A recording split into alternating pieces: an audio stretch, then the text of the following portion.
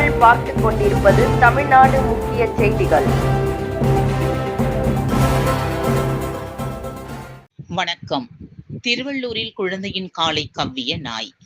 திருவள்ளூர் அடுத்த புல்லரம்பாக்கம் பகுதியைச் சேர்ந்த வினோத் தெய்வானை தம்பதியின் 2.5 வயது பெண் குழந்தை உடல்நிலை சரியில்லாத காரணத்தால் மருத்துவமனைக்கு அழைத்து சென்றுவிட்டு திருவள்ளூர் நகராட்சி 10வது வார்டு காமராஜர் சிலை அருகே உள்ள தனது தாய் வீட்டிற்கு அழைத்து சென்ற நிலையில் தாய் வீட்டின் அருகில் இருந்த வளர்ப்பு நாய் ஒன்று குழந்தையின் காலை கடித்து கவ்வி இழுத்து சென்ற நிலையில் குழந்தையின் காலில் நாயின் பல் மட்டும் பதிந்த நிலையில் அதிர்ஷ்டவசமாக குழந்தை தப்பியது.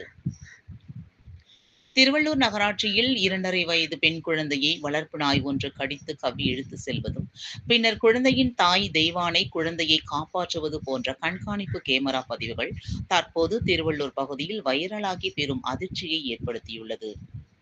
இந்த சம்பவம் குறித்து குழந்தையின் தாய் கொடுத்த புகாரின் அடிப்படையில் திருவள்ளூர் நகராட்சியை சேர்ந்த அதிகாரிகள் தற்பொழுது குழந்தையை கடித்த வளர்ப்பு நாய் மற்றும் அப்பகுதியில் சுற்றித் திரிந்த தெரு நாய்களை பிடித்துள்ளனர்.